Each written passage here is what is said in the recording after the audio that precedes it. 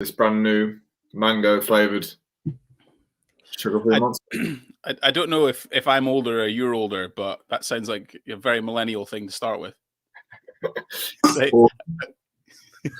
I haven't actually tried it. No, I think I've had most of them, but not that one. Right, dude. Let me just check we're streaming. If you want to stream this to any of your pages, Gordon, then feel free. It's running live now on Alex Myers. I'm the better man. So if you do, feel free. If not, we'll just rock. I don't even know how to. Dude, how are you? Yeah, I'm well. How are you? Yeah, it's been a while, man. It's been a while. I've missed you. It's these conversations all start the same, don't they? How was lockdown? Oh no, I'm not even going to ask you that, dude. I'm going to go straight into becoming a father and training. That's all I'm interested in knowing. Oh wow. Okay, yeah, straight in the deep end. Yeah, congratulations, by the way, dude. Thank you. Yeah, I suppose, can you call yourself a father if your wife's just pregnant? Maybe. Well, you're going to be one. So yeah, I mean, congratulations. And I guess what I want to know is like, yeah, how does that affect your next move as a trainer? Because we all know that personal trainers do shitty hours. And I don't know whether you're full time online now or whether you're going back to the gym. So yeah, just give me the latest, dude. Yeah. So I suppose those who are watching, my wife is now 27 weeks pregnant, which is pretty cool. All planned, which is quite nice. You know, it's nice to have a plan with these things sometimes. And by the way, just if I don't know how widescreen this is, but I've got a mattress to one side of me. I've got a bed in the background and all sorts of bits and pieces because we just moved house like last Wednesday. So apologies for the background, but well, anyway. So yeah, so I suppose that does change things for me. It changes things in the sense of you kind of have this weird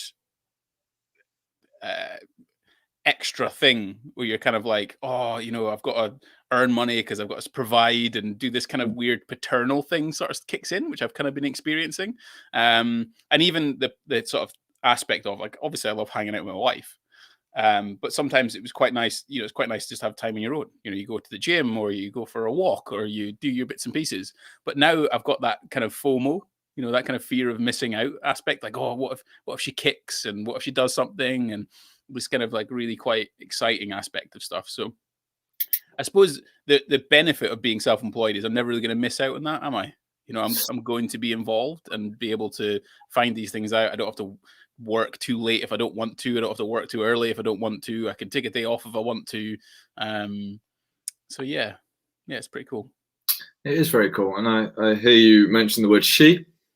Mm-hmm. Congratulations, yep. bro. Yeah, awesome. Little girl on the way. So, which is even more terrifying and more exciting than I was expecting. So, are you back in the gyms now, Gordon, or are you fully based online? What's your latest? I think there's like a few things been going on. So, for those who maybe are watching and either know or who don't know what I do and who I am, I've been a personal trainer for like 12 years, something around that.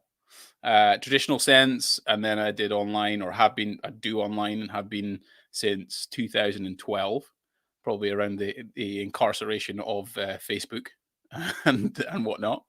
So I've worked on that model, so traditional one-to-one and then online.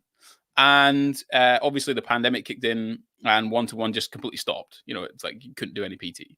And I also had the old school mentality of, I was like, can you swear on this? Is that all right? Yeah. I was like, fuck doing Zoom sessions. Like, I'm an old school PT. I'm a bit tactile, a bit hands-on in the good way. And I find it really difficult to want to get into that. So I just became a bit of a support thing, right? It was just talking to clients and keeping them okay and giving them training programs and going through things. And I started having phone calls with them and whatnot, and they'd have home workouts and all that kind of stuff. So anyway, that was okay. But even during that period, I have been sort of experimenting with the creative videography, photography side of things. And it's kind of resulted in it becoming, you know, a pretty cool thing where it's like my largest proportion of my business now is the sort of creative side of things. So it's kind of now meant that I don't necessarily do one-to-one anymore, and I work with clients online, as I always have. But the creative aspect in helping a lot of personal trainers, some brands, so supplement companies and whatnot, creating educational content, creating membership site, sort of site stuff, photography of websites, that kind of thing. Yeah, that was quite a long-winded answer, but you know. No, that's cool, man. So is this new passion taking over the love of personal training? Because you've been in the game a long time, right? And I've been a fan of yours for a long time, and I'm very fussy about who I hire. I've only hired 2 coaches in my entire life. You're one of them. So I know that you've got a great record. But is this is the creative side of you something that will probably take over in the next few years? I don't know. I think it will. It's you know, I always, so someone will say to me, like, there'll be a new personal trainer and they'll say, Gordon, like, what would you recommend? Well, should I go online? Should I work one-to-one? Or even like a young 20-year-old who's at university, like, what should I do? And I'm like, always have a side hustle. Mm-hmm. Like, even if you're self-employed and you have one-to-one as your main income, like, why shouldn't online be a side hustle? Or, you know, when I was creating my own content, for a large part of the sort of social media aspect of things, I was learning how to video edit. I was learning Photoshop. I was learning Lightroom. I was learning photography skills, videography skills, all these kind of things just off my own back. That was kind of like a little bit of a side hustle. And then it got to the point where someone would come to me and go, "Oh, Gordon, can you make that for me? Is that possible?" I'm like, "Yeah, sure." And I'd charge them money and whatever else. And then it kind of snowballs, right? You do something for one person, and someone else asks for it, and then someone else asks for it. So will it become the main thing? Maybe it will. Do I still like working with people? Yeah. Well, listen, your training program that you did, I think I trained with you for 2.5-3 years, man. Online training for me is great. It's fantastic. Compliance is important. I think you have to have a client that's compliant, right? Or at least it knows what they're doing. The training program that you gave me, the thing that struck me first was it was quite simple, not easy. There were 2 very different things, quite simple. Do you have the same structure for the majority of your client base? So let's say you've got a guy 20% body fat versus a guy like 12 where I was starting. Do you have the same approach for most of your clients? Therefore, you know, training people online is now just second nature, and this is how I do things, and boom, this is how I roll it out. I think the simple answer is probably no. I'd probably say that the structure, the structured everything in terms of fat loss, the structure to muscle gain, you know, the structural to weight maintenance is kind of across everyone, right? All those things, regardless of what your goal is, then it'll go across all of them. So the variations are really based on the individual. Like some people, I don't like doing flat dumbbell presses. Okay, we'll do a different exercise. Sometimes you might have a client who will come and say, "I really like being tired and sweaty after a workout. I like to feel pain. I like to feel tired." So ultimately, the program will be designed to at least satisfy that need. Whether it's required or not, we can get into the discussion of the nuances in that, but it doesn't really matter. If that's what the client feels is an effective way to do things, you can kind of nurture and need that and manage it a little bit. But then equally, some clients don't want that. You know, some of them want just a nice session that they can do and make them feel good, and that's it. So yeah, I suppose the foundations are relatively the same. It's actually the inter-individual wants, needs, likes, dislikes. Yeah, I try and give a little bit of what they want, which, you know, helps compliance, and mostly what I think they need. But dude, that's what I love. That's why I paid you money, because I just wanted you to tell me what to do. I'm quite compliant. Like, if I hire a coach, I don't just jump in. I do a bit of research. I kind of look at their results. I'm like, right, this guy's legit. I'm going to pay him to give me a program, and whatever the fuck he tells me to do, I'm going to do. And dude, I got into the best shape of my life training with you. Simple. It felt great. The sessions, like I say, were simple. They were damn heavy, man. Like, you like to train heavy. Basic exercises. Part of me wanted to make it fancier than what you told me to make it. I was like, dude, where were the fucking drop sets? Where are all that kind of stuff? And I think I learned a lot from the simplicity of your structure. It was very much like, Alex, train 4 times a week, do these sessions, and it paid off. And in the end, I think that helped with compliance, because we all know that compliance is pretty much the key, right, to getting in good shape. It's the compliant, what's it, consistent compliance. Yeah. And that's where, you know, having so many different things, changing all these bits and pieces, having wonderful, fantastic exercises, attaching bands to things, chains, you know, all these different milieu of different exercises. It's really entertainment. Yeah. You know, and that, don't get me wrong, like there's certain aspects of the way that I would program that I would change just to help that psychological aspect of training, because it wants to be fun, it wants to be innovative and different and creative, and you know, what is it, variety is the spice of life. But again, the foundations still work, right? You turn up consistently doing the same thing and it works really well. Well, yeah, and what I mean, you're right. Variety is cool, but for me, what's cooler is progression. And what I find for clients, Exactly.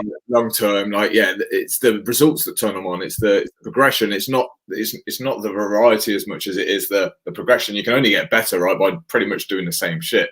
So look, dude, you've kind of said like about the word entertainment, and I'm going to jump straight in on some of these questions that I have for later. But yeah, look, social media now presents a personal trainer or anybody really who's growing a business to present their skills online, and to get views and to get eyes on your material, you have to be what I would call entertaining.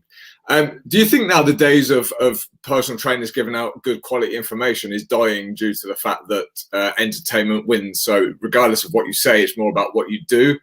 Instagram influencers, for example. Do you feel like that is starting to win, and therefore what you touched on at the beginning when you were saying new trainers come to you for advice?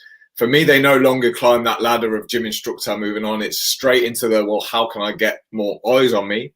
What can I do? What can I do to stand out in this saturated market? I think entertainment has always won to a degree, you know, and if you can then kind of merge that into information, you know, infotainment to a certain degree, I think that's a wicked combination. But most people don't really care what muscle protein synthesis is. Most people don't really care, you know, what a leucine threshold is. Most people don't care, you know, what protein is. They kind of just want to be entertained a little bit and, you know, made laugh. And then ultimately, hopefully, there's a side effect of either information or a result out of it.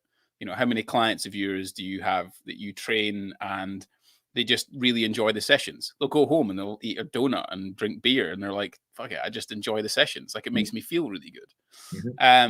And I think we forget that as trainers sometimes, especially the ones that give a shit, like the ones that kind of really care about the intricacies and the importance of certain things, like, you know, leucine thresholds and protein and things. But most people have other shit going on in their lives and they kind of want to laugh and feel good about it. So for like how to stand out or what's important, and is it, you know, difficult for personal trainers to provide information? I think so, because, you know, there is a lot of the same, it's the same thing now. Whereas back when, you know, 2012 or 2011 or whatever, when I started a Facebook page and started, you know, shouting on the internet, there wasn't many people talking about certain things.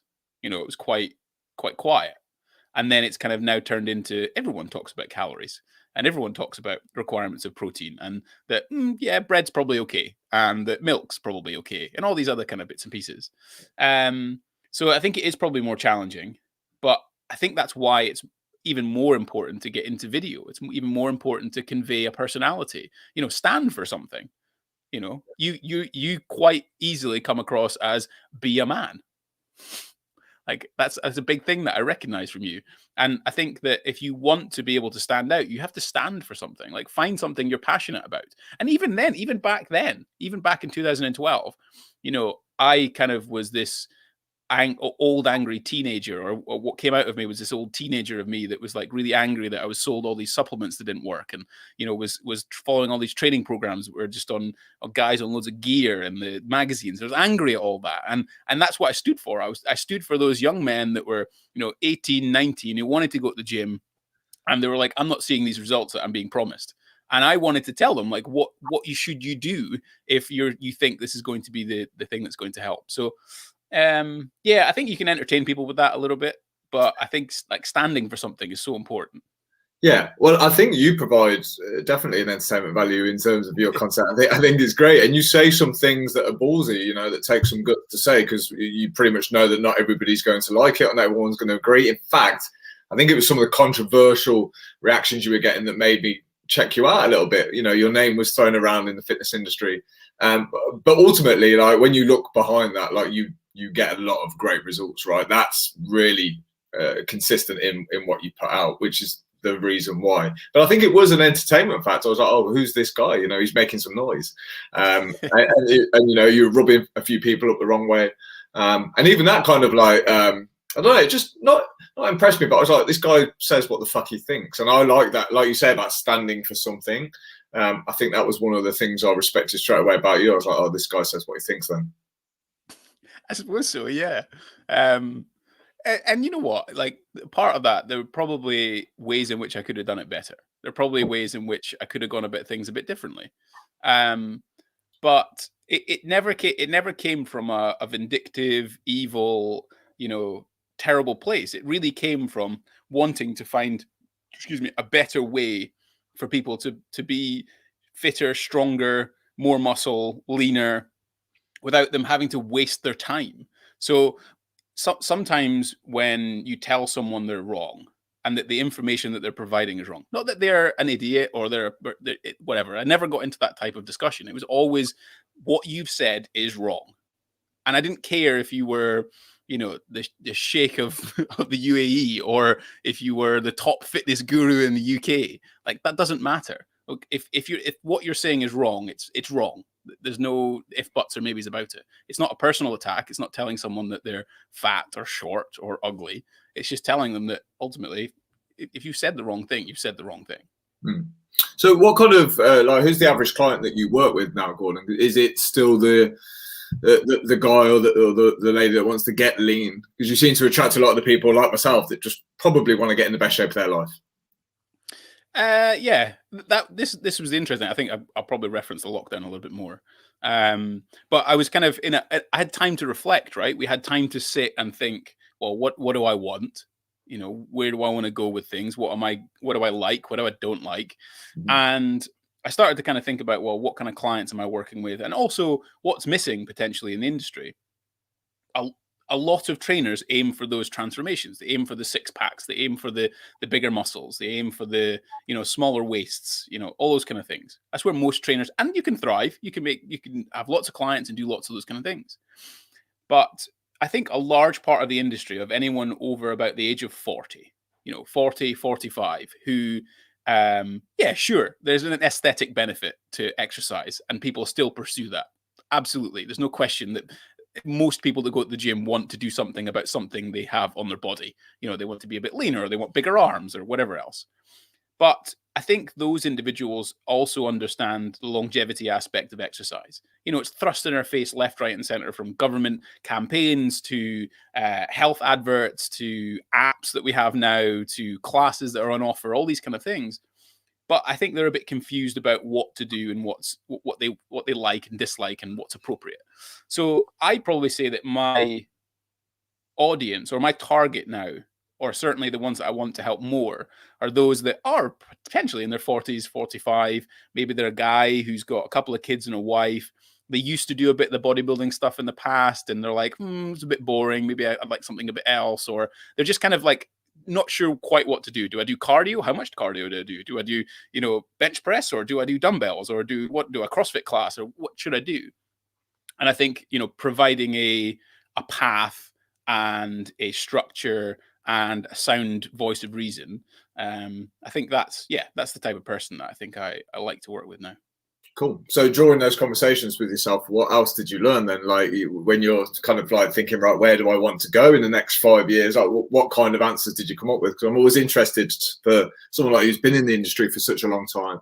Yeah. Probably, you know, not many people want to stay at the same level for too long. So yeah, where is your next level or your next project or the next few years? I have gone through a bit of a rebrand, so that's like a nice new suit overall. I did think a lot about, do I want to get into like education of personal trainers? And I was like, nah, I don't fancy doing that.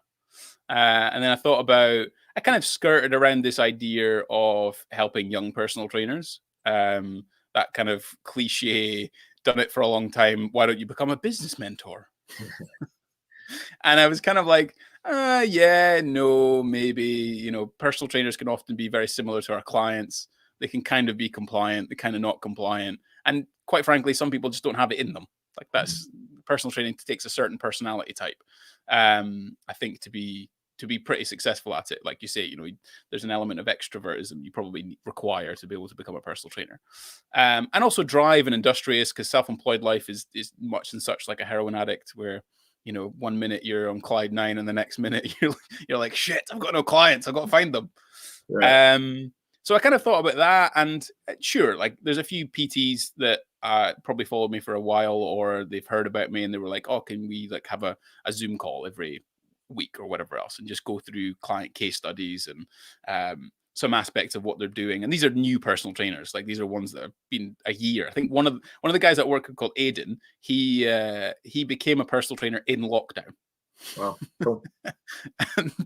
and it's just working with him and giving him confidence that he's a great personal trainer and he'll do really well. And we've gone through all the stuff with that. So I thought about that, and then I was like, maybe not. And then this creative aspect of things, I think it's quite exciting for me. I'm really quite enjoying it. I'm enjoying the process because it's kind of allowing me to help personal trainers or people within the fitness industry without being that kind of business mentor guru kind of person, where I have like a creative skill. I'm good at videography. I'm good at photography. I know how this works, but then I also understand their audience. I've worked in personal training for over 12 years. I've done all these kind of things. So it's not just about a pretty image where then you put this nonsensical caption below it. We can come up with much better strategies that can help convey who you are, and how you're doing things. So I suppose when I consider that, that's probably something I thought a lot more about. Is that something that I want to pursue? And it probably is. How much time should a new personal trainer now spend on doing things like creative work, social media, versus, because back in my day it was, learn how to write programs and learn how to that's all I had to worry about. It was great, man. And I feel like that's missing. So look, the world changes, right? So you have to be seen. Like you're not going to succeed unless people know who you are and what you do. So yeah, that's also I think that's also nonsense. Okay. This is also, I think that's also a smokescreen to a certain degree. I think that there still is like one-to-one personal training, in my opinion, will never die because of the personality aspect and the personal aspect of it. Like artificial intelligence will never replace a human being in that kind of scenario where you've probably had clients come to you and tell you all sorts of things about their lives that they would never tell anyone else or even tell their partner. And you can be there to have a discussion with them about it. There's a non-judgmental, simple discussion. And you can also help them in a therapy sense with training. Like you can help them feel good about themselves, and you can talk to them and motivate them and do all these kind of things that AI will never be able to do like a human being. And I think personal trainers get so caught up in this idea that they have to have an Instagram page and then no Canva now and have all these fonts and colors and all these kind of things. Nonsense. Like you don't, like if you work in Pure Gym or you work in a big sort of commercial aspect of a gym, like maybe you need a website so that you can like SEO it and have like kind of, I don't know, Newcastle personal trainer or whatever else on it. But you've got a captive audience there of 2,000 to 5,000 members that you can quite happily make a good income from. Yeah, unfortunately now though, the common route, and this is what I mean about like the visibility aspect, most trainers seem to want to come out of the education system and go straight into, I want to run my own studio, which I'm always a fan of. Look, start in the gym. There's, like you say, 2,000 to 5,000 potential clients. Such a great way to learn your trade, to interact. And it's, Alex, it's easy. Like, it's easy. You don't have to go and market yourself. You don't have to go and find clients. Like that's horrendous. Like worrying about where your next client's going to come from. Where's the next lead going to come from? Like I've got to learn all these things like Facebook pixels, and I've got to learn like just train people, enjoy it. And I think that's where we get caught up in not really sort of digging down into, well, what do I want? What's important to me? And if, having a steady income having a good career, enjoying your work, then, you know, if you don't enjoy social media and you don't enjoy having to market yourself really hard and have to shout from the rooftops, buy my shit, then don't do that. It's pretty easy though to advertise yourself these days, isn't it? I mean, the first thing you need to do is get some results, man. I'm like, people are trying to advertise what they do with no real proof that they're any good at it, which I think is a downfall of the modern PTs now. Not all of them, of course, but I don't. Yeah, I really am thankful for the long route that I took. You know, fitness first, cleaning treadmills, doing shitty inductions, writing programs that were really terrible, and learning how to be a good PT. I think that's. Do gym instructors even exist anymore? I don't think they do. I think literally it's the case of, look, you can have our gym and use it, but you have to do 12 hours on the desk or something. Like, that's it. I think those things are taken away. But every new trainer assumes, Facebook profile, build a page, get a studio. And for me, it's not the way to become a good personal trainer. You might become a good business owner potentially. It's very rare. It's hard now. There's so many. So for me, your quality will shine through if you get results. Like, that's what people. There's quite an interesting thing there. If you sometimes I'm, as you've already probably intimated to, I'm an antagonist. But let's look at James Smith as an example of this. Yeah. So James Smith is a failed personal trainer. Mm-hmm. You know, he worked in fitness first, didn't do very well at it. I think he said that before, and just started to go online and do this sort of group online coaching stuff. And he's done all right at that.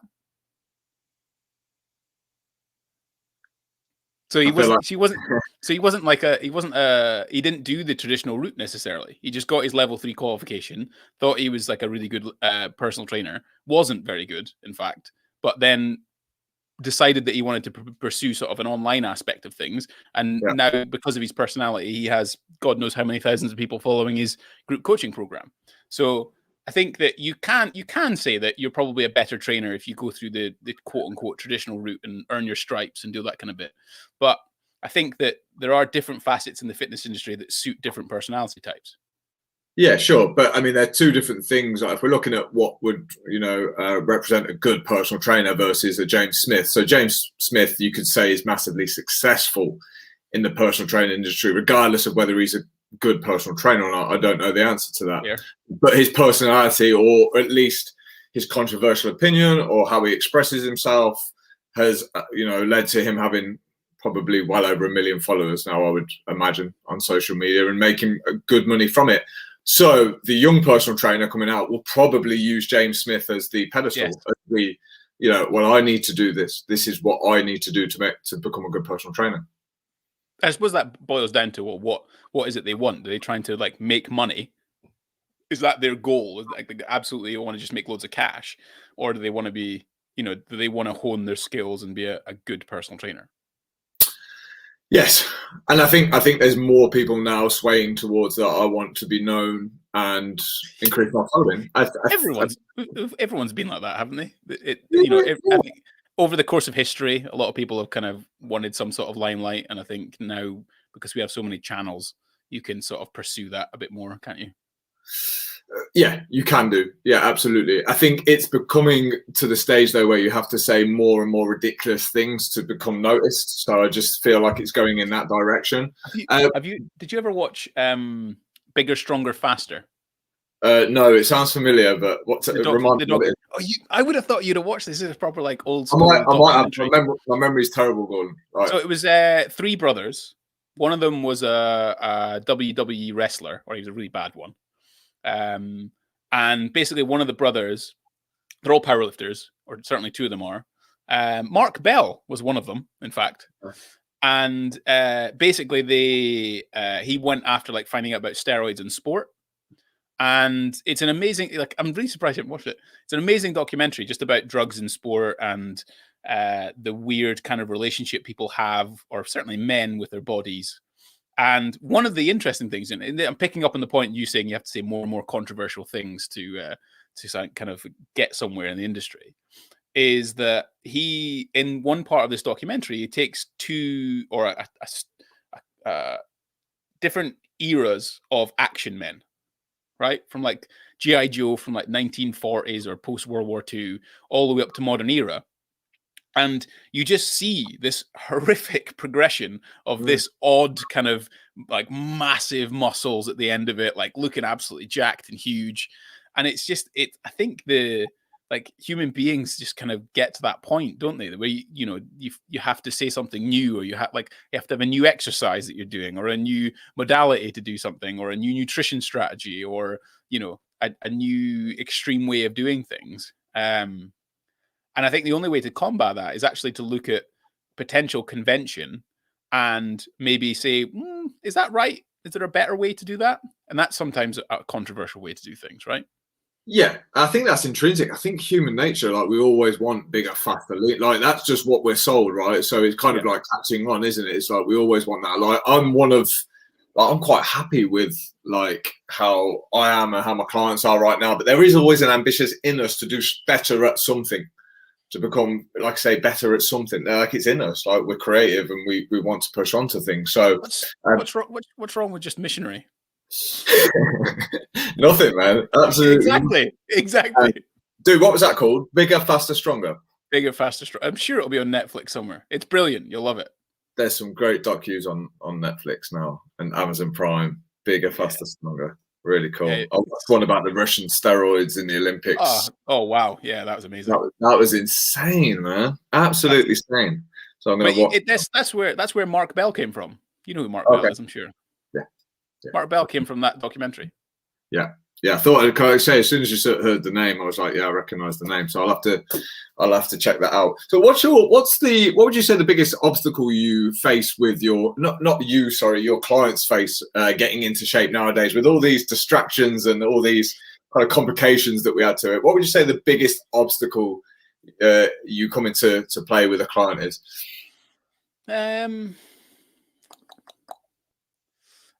I think it's still quite old school in the sense of consistency. It is those distractions that are the thing that's pulling you away from that level of consistency. Like we kind of started this on, the strategies for fat loss are all generally the same across the board. You have to find some way of getting into a deficit, be that through restricting your calories in some way or increasing your output, but that only goes to a certain degree. So, it's really the consistency aspect. It's really nice to have a new shiny toy to try and do it and whatever else. But to get really lean or to get much leaner than you are, it's probably going to take a number of weeks. And you need to show up every day to do your thing for those weeks to get really lean. So I definitely say the thing of consistency is not necessarily an issue, but it still can rear its head quite easily. Yeah, how consistent do you have to be if you're 25% body fat or 30% body fat? Like I try and explain to my guys, like you don't have to be like 100% consistent, but if you're already 25% consistent now and you go to 50%, you're probably going to see results. So in terms of that then being the obstacle, like what's the biggest obstacle when it comes to people getting in that very simple calorie deficit? Oh, well, eating too much. I find it's expectation, man. The biggest challenge I face with people is they assume that if they eat like this for a week, they will see 2 pounds come up on the scales. Like that's in their head from fucking, from what they've done in the past or what they've been told. And as soon as that doesn't happen, it's not worked. That's the biggest obstacle. It's the expectations, which again, maybe link back to everything that's been put out there on social media because everyone looks wicked. I don't know. Or just historically, like dieting's been around for God knows how many years, right? I think that's actually something quite fair is that, setting, because I think I try to set early on expectations very as early as I can to set realistic expectations. If someone says to me, I'm like, okay, you want to lose weight? Well, have you got like a target body weight in mind? Let's say they're 100 kilos and they want to be 85. I'm like, okay, that's probably going to be 6 months. Realistically, if you want to live normally, reasonably normally, make some adjustments, it's going to be, say, 6 months. And I think that's helped with that expectation aspect of things.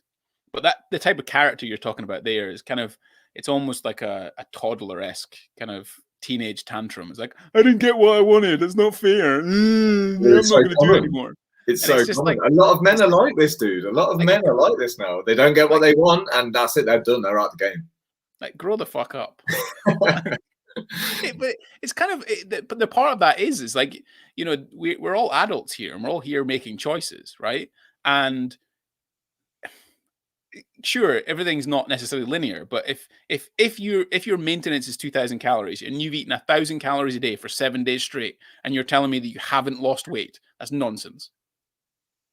I don't care. You don't have a magical metabolism. There's nothing magical about it. You haven't adhered to it. And if you haven't adhered to it, you need to tell me. Well, you'll if you know. don't tell, yeah. So you'll know. You'll know. Unless there's manipulation of numbers, like you'll know. Yeah. Right. Yeah. So it's kind of like, I think sometimes there can be a barrier of like just being honest. Sure. Yeah. I mean, I don't know how much of it is people being unaware of what they eat. I don't really fall for that one too much either. I think people know what they eat. There's a lot of this tracking going on. Like, you know, people often forget to put the oils and the you know, the extra goodies and the little snacks and stuff. But I try and shift my focus now. Like whenever anyone's got an expectation, I'm like, great. I don't want to crush your goals, and like having goals and targets are great. But I'm very much like, well, let's put your expectation on doing the things that you said you would do this week. Like, there's my expectation. You know, if you're going to commit to something, let's put our expectations on the process and see what the outcome is, because then we can change and modify. Then we know what's working, what isn't. Whereas if we just go straight to that, I want to lose 2 pounds this week. I hate that goal, man. I hate that goal, because it's like, oh, yeah, but we got to fucking do something to get that. Yeah. I think I still kind of massage in some sort of target that they want to hit. You know, maybe it's not necessarily per week, but certainly either per month or 3 months down the line. But I do like is exactly what you've said is I can give a client a range of things that they can choose to commit to for that week. So it might be, right, so let's say your habitual step count is 5,000. Can you do next week 6,000? No, I don't think I can. Okay, fine. Do you want to track your calories? No. Okay, so can you say fast 3 times a week next week in the morning, and then we'll just have lunch and dinner? Yeah, I can do that. So that's the commitment, right? They've chosen that they want to commit to that. And then the following week, when we get into that check-in process and we say, right, have you done what you said you would? No, I haven't. Okay. Next week, do the same thing until you do it. Yeah. You know? I think the best habit you got me into was weighing daily. That really changed the game for me. It made me more aware of what I was eating. It made me more aware of like these small fluctuations in body weight, and it being totally cool. Because again, look, you know, you jump on the scales, go to the toilet, you weigh yourself back on, you're lighter, or you know, neck that pint of water and you're heavier, and it's a good education to do that. I'm a big fan of calorie tracking at the start as well. I don't know about you, Gordon. I'm having a lot of success with people scrapping that I'm going to fit 2,000 calories into my fitness pal. And I'm having more success at the minute with people saying, right, here's my calorie target. I'm going to create maybe 2 or 3 breakfasts that are 500 calories, 2 or 3 lunches, 2 or 3 evening meals. I know they're within my range. I know that if I eat 4 of those, I've got 2,000 calories. And having a food plan versus a scrambling around trying to fit things in. I'm finding the easier you can make it for somebody, like the easier, the more compliant they are to it. Because it's that juggling act, isn't it, between getting the client ultimately the result that they want. Sometimes the result that you know is they're going to be much happier and healthier and better feeling in themselves, and how they get there. You know, is a meal plan bad? No, not at all. Like being 150 kilos and 5'5", yeah, that's terrible. That's not going to be good for you. So if you can get them into a healthy range by doing something that's probably not sustainable, that's absolutely fine. But I think there then has to be an element of management and education, certainly on the other side of it. So when they come out of that type of diet, how do they manage themselves and how do they get into some sort of maintenance and normal life? And trying to sort of practice things during that period that they're following a meal plan. So sometimes I might tell a client to swap a meal. Like, can you take that meal and find something else that you'd enjoy that you wouldn't normally have? You know, maybe it's like I don't know if you've ever had Charlie Bigham's. Have you had any of those? Oh boy, mate's you got to go to Waitrose, mate. No, oh, mate. No, I'll go to Aldi, mate. No. Yeah, when you get hold of a Charlie Bigham's, you'll I tell you, it'll change. Right, okay. So they're really good, like microwave or oven meals. And sometimes I'll be like, right, find one that fits within that kind of calorie allotment that you can try that's outside of what you'd normally have. And it's kind of trying to incorporate different, more variety in things and help them have confidence that they don't have to stick to that meal plan. Yeah. Yeah. I agree with that. And this is why one-to-one coaching will never die, because calorie counting for some people is the best thing they can ever do, because they're just so unaware of what calories in what foods. For some people, it just doesn't work. It's the biggest headache, and a food plan is the thing that they need to go to. And this is what I enjoy doing. So, dude, what happens when you meet a dude who's got his ways of doing things, and you fucking know from the very off that this way is not going to work for him? Do you just straight away go in for the look, guy, like what you're doing isn't working, or do you over time try and kind of creep him to where you want him to be? What's your style with that? So it can depend on the individual, how I think they might react to it.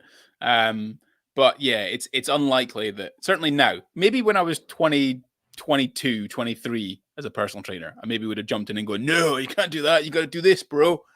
But now I think I probably take more of an adult approach to things and, ask them why they're doing it. Have they tried any alternatives? Have they considered an alternative? Are they happy? Are they happy with what they're doing? And you know what? If someone comes to me and says, I'm following a ketogenic diet and I'm losing weight and I'm really happy. Okay, keep doing it. There's no need for me to change someone or force upon my thought process on something that's fundamentally working. And I think there's certainly some clients that I've worked with in the past where they maybe have certainly contradictory views to some of the things that I understand are probably better for them. But the way you can manage it is just be like, so a guy that I coached for a long time, one-to-one, he was like, he'd much prefer being really low carb. I'm like, okay, that's fine. And he'd come in a training session and he'd fail a bit earlier than maybe he'd want to. So like his arm curls or his tricep push downs or lateral raises, or I don't know, he just blew out really early. And I said to him, why don't you try like a little bit of carbs in your sort of pre-workout shake? Because he'd train early, so he'd have a protein shake, or maybe have a banana. He's like, okay, I'll try that. And it kind of worked a little bit, he felt a little bit better about it. So then it kind of confirms that I'm not an idiot and I probably know what I'm doing. And then it might be a conversation of, okay, if I have a bit more carbs during training days, like what would you have? Like just add some rice, have a little bit of rice to your lunch meal. And he's like, yeah, I can do that. And then it just kind of ekes in this little bit of, well, okay, maybe carbohydrates aren't as bad as I thought they were, rather than sort of going full steam ahead and going, dude, you got to eat carbs, right? 500 grams every day now. Like, that's not going to work. Yeah, I'm having flashbacks now. So from when you said like 12 years ago, you would have been straight in. I dread to think some of the, if I could bring up some of the videos and information that I gave out. I remember one guy I had, he got an awesome result, but he was having like butter in his coffee before a workout. Oh yeah, the old MCT days. Yeah, do you remember that one? Yeah, I'm sure you do, right? Crazy, like, and the thing is though, like, you can look back at that if you're a personal trainer who's got your client's best ambitions at heart, like you were just telling them what you thought was the correct information at the time, right? But yeah, there's some stinking advice that I used to give out, quite embarrassing advice actually. So, dude, what would you say the most embarrassing advice you've given out is, or the thing that would make you cringe looking back now and you think, oh, I was so wrong. I was so wrong. Probably my early training programs.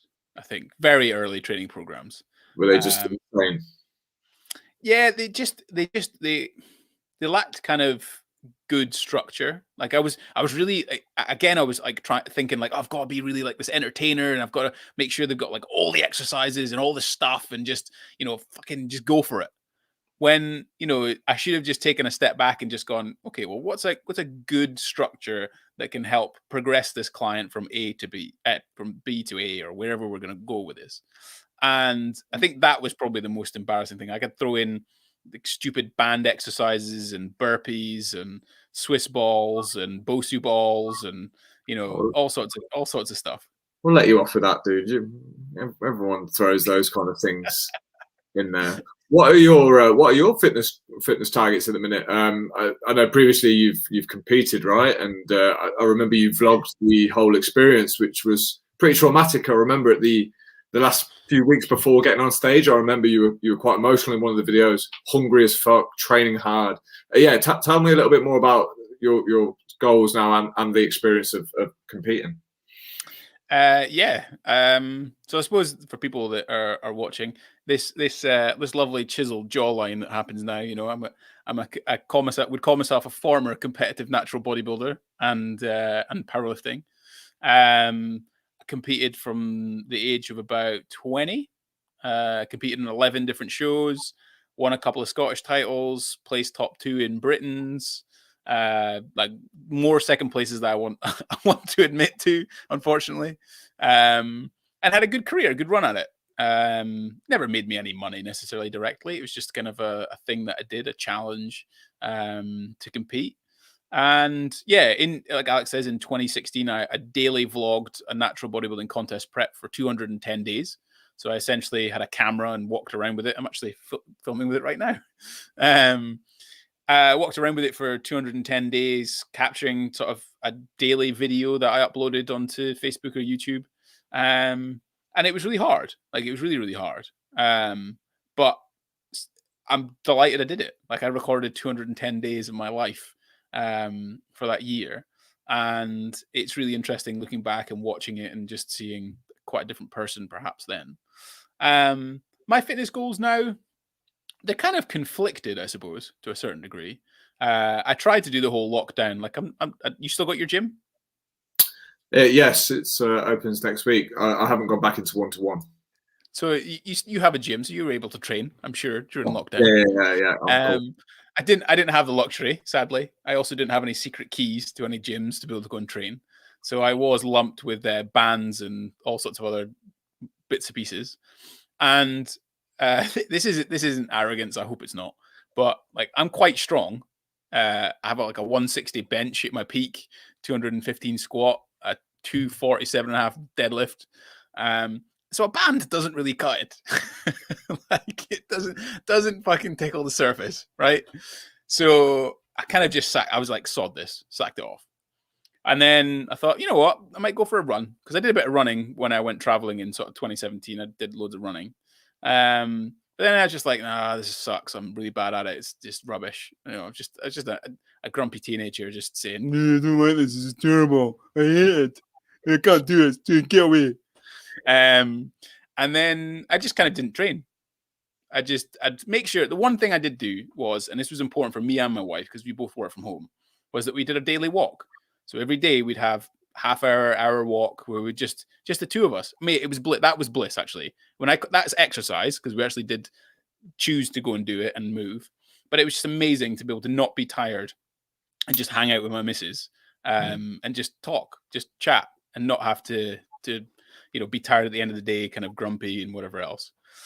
So now came out of that lockdown. I didn't train last week because I was moving house. That's horrifically stressful. I totally underplayed how stressful it is to move house.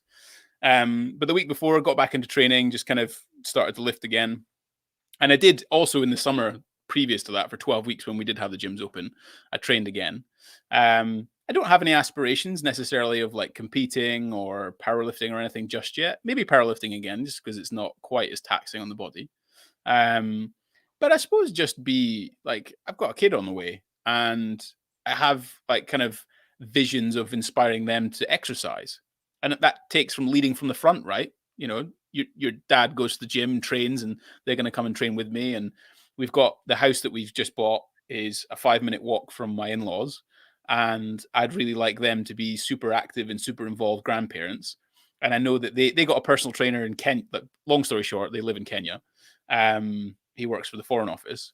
So they got themselves a little personal trainer in the gym that's near their compound thing for the first time ever. And they've lost loads of weight, and they've got really fit and whatever else. And I'm super keen to build a gym in the garden, and then, personal train them and train with them, and just have this kind of a bit of a family affair, because I know what fitness is going to offer all of us in terms of our longevity and happiness. So I suppose it's kind of like, it's kind of like moved a little bit. I'm still bodybuilder, and I still like doing bicep curls and doing all those kind of things, but I think I fully recognize the implications of not exercising.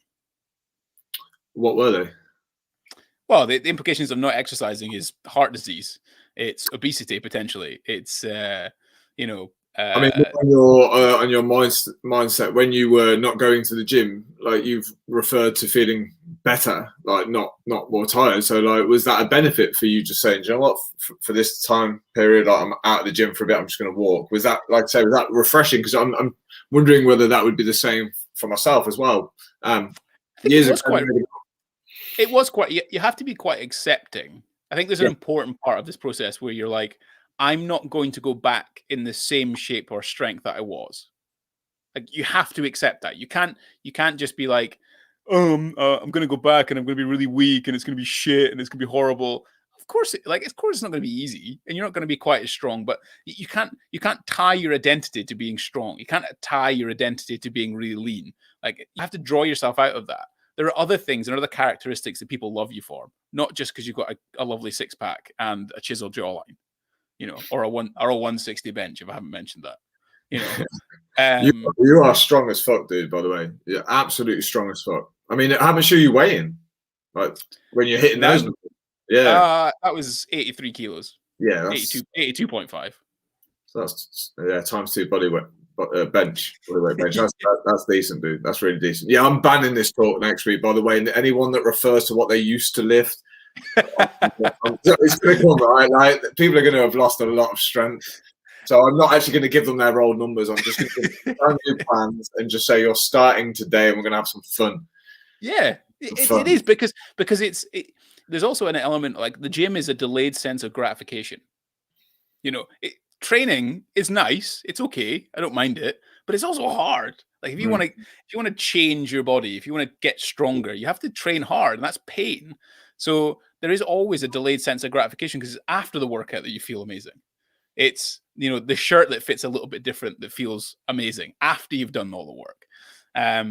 So for me, like, I just had to shift that mindset from thinking that I'm going to be weak and pathetic to it's just part of what this game is. Sometimes I'm not going to be able to train. I'm back on your plans now. I forgot how hard it was, man. Like, I've been hit hard the last 2 weeks. Like, because I've been doing Joe DeFranco stuff, which is great. Yeah, he's a little bit more. I'd say you're a bit more hard hitting than what he is. You're a bit more straight to it, like no nonsense, which is why I trained with you for nearly 3 years. I think I loved the no nonsense approach. It's kind of fitting with what I do. But yeah, damn, it's hard, dude. One session yesterday was just bench, chin ups, military press, and pedal row. That was it. On paper I was like, this is cool, man. No problem. But God, it was taxing, man. Because every set is heavy, dude. I tend to find that the less you do, the more focus you have on the exercises you're doing. And I think that then relates into probably a plethora of things. Like, well, first of all, your technique is probably going to be a little bit more considered. I also think that your tempo is probably going to be more considered. The muscles that you're using are probably a bit more considered. And also, you don't have to change weight plates all the time. Yeah, it helps, right? It helps. But the best thing is, like, you on the format that you do, like, I don't know if you still do the same format, you can see the 6 weeks ahead of you as you plan. So you can see that it's 2 sets of 8, 3 sets of 8, 3 sets of 7. So, like, already you're planning the progress in your head. So therefore, I don't feel the need to, like, murder myself completely, because I know that next week I've got that step, and I always like to leave that bit of room. I find that super important for a consistent progression that we kind of talked about. Is, you should go to the gym with the mindset of giving 99%. Like, just leave a little bit in the tank, not all of it, and you could probably push that, as the weeks progress.